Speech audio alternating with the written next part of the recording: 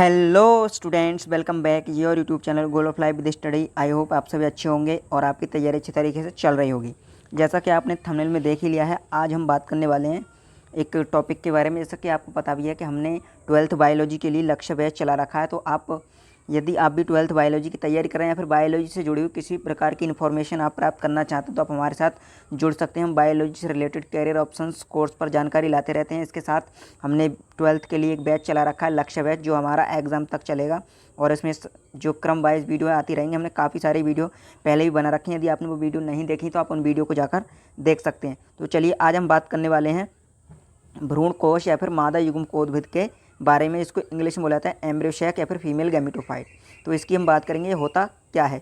तो यहाँ पर देखेंगे कि हम क्रियाशील गुरु बीजाणु जनन कोशिका, क्रियाशील गुरु बीजाणु जनन कोशिका हम कह सकते हैं कि फीमेल जर्म सेल मादा युग्मकोद्भिद की प्रथम कोशिका है। ये अर्धसूत्री विभाजन द्वारा 4 आगुणित गुरु बीजाणु, जिसको बोला जाएगा मेगा स्पोर, गुरु बीजाणु या मेगा स्पोर का निर्माण करती है। मेगा स्पोर का निर्माण करती है, बनाती है। इनमें से सबसे नीचे की कोशिका आकार में बड़ी होकर सक्रिय गुरु बीजाणु कोशिका बनाती है और ऊपर की तीनों कोशिकाएं नष्ट हो जाती हैं। परिवर्धन करके भ्रूणकोश या मादा युग्मकोद्भिद में विकसित हो जाता है। इसका केंद्रक समसूत्री विभाजन द्वारा 2 संतति केंद्रक बनाता है। ये विपरीत ध्रुवों पर आ जाते हैं या फिर चले जाते हैं। 2 बार विभाजित होने पर प्रत्येक संतति केंद्रक से दोनों ध्रुवों पर 4-4 केंद्रक बन जाते हैं। प्रत्येक ध्रुव से एक केंद्रक भ्रूणकोश के बीच में या मध्य में आ जाते हैं।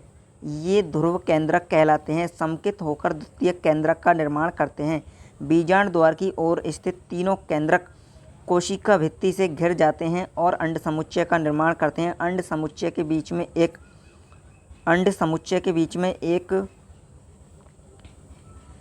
में एक गोल कोशिका होती है, जैसे अंड कोशिका, एग सेल या अंडाणु या ओवम कहते हैं। और पाश्चर में स्थित फ्लास्क के समान दोनों कोशिकाएं सहायक कोशिकाएं सिनर्जिड्स कहलाती हैं। इनके विपरीत सिरों पर निभाग की ओर स्थित तीनों केंद्रक 3 प्रतिमुखी कोशिकाएं या एंटीपोडल सेल बनाते हैं। पूर्ण विकसित प्रारूपीय आवृत बीजी भ्रूणकोश में 7 कोशिकाएं तथा 8 केंद्रक होते हैं। अब ये कैसे होते हैं, जैसे कि क्या हुआ, ये एक सक्रिय गुरु बीजाणु है, ये इसका केंद्रक है।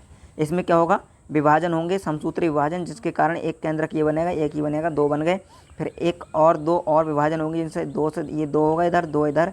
फिर अगले में क्या होगा, अगले में आप देखेंगे कि अगला यहाँ पर जो अगली स्टेप आएगी उसमें 2 से क्या कितने बन जाएंगे, 4 इधर बनेंगे हमारे पास, 4 हो गए दोनों तरफ। और इनसे क्या होगा, एक इधर से और एक इधर से। ये वाला बीजाणु द्वारी स्राव है, ये निभागी स्राव है। दोनों तरफ से एक केंद्रक क्या होगा, मध्य में आ जाएगा। मध्य में आएगा तो आप यहाँ पर डायग्राम में देख पा रहे होंगे, एक इधर से आया है और एक इधर से आया है। मध्य में आकर ये निर्माण करते हैं ध्रुवीय केंद्रक का निर्माण करते हैं। और ये जो केंद्रक होते हैं बीजाणु द्वार की तरफ, इनके चारों ओर कोशिका भित्ति का निर्माण होता है। फिर कोशिका भित्ति से ये घिर जाते हैं। कोशिका भित्ति से घिरने के कारण ये जो तीनों कोशिकाएं हैं, ये तीनों मिलकर, यानी कि 2 सहायक कोशिकाएं सिनर्जिड फ्लास्क के समान साइड वाली और मध्य की एग सेल, ये दोनों मिलकर कहलाती हैं अंड समुच्चय। इसको बोला जाता है अंड समुच्चय या फिर एग एपरेटस। अंड समुच्चय या एग एपरेटस इसको बोलते हैं। और विपरीत ध्रुव पर या निभागी सिरे पर, ये जो निभागी सिरा है, इसकी तरफ की तीनों कोशिकाएं एंटीपोडल सेल या प्रतिमुखी कोशिकाएं कहलाती हैं।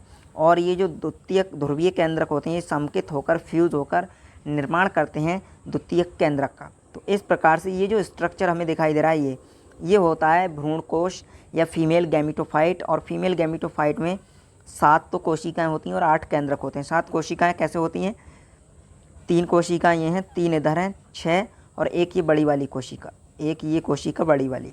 तो ये हो गई 7 कोशिकाएं। 8 केंद्रक होते हैं, 3 केंद्रक और 3 और 3 6 केंद्रक और 2 केंद्रक मध्य में हैं। इस प्रकार से 8 केंद्र की और 7 कोश की अवस्था होती है भ्रूणकोश या फीमेल गैमेटोफाइट। तो इस वीडियो में ये जो टॉपिक है हमारा बहुत ही इंपॉर्टेंट है, ये एग्ज़ाम में आपसे पूछा जाता है इसका डायग्राम सहित। तो आप इसको समझ सकते हैं कि बहुत ही आसानी से कि किस प्रकार से आपको इस क्वेश्चन को लिखना है। और यदि अभी बायोलॉजी की तैयारी कर रहे हैं तो आप हमारे साथ जुड़ सकते हैं। तो आज की वीडियो में इतना ही, मिलते हैं अगली वीडियो में, तब तक के लिए धन्यवाद। जय हिंद।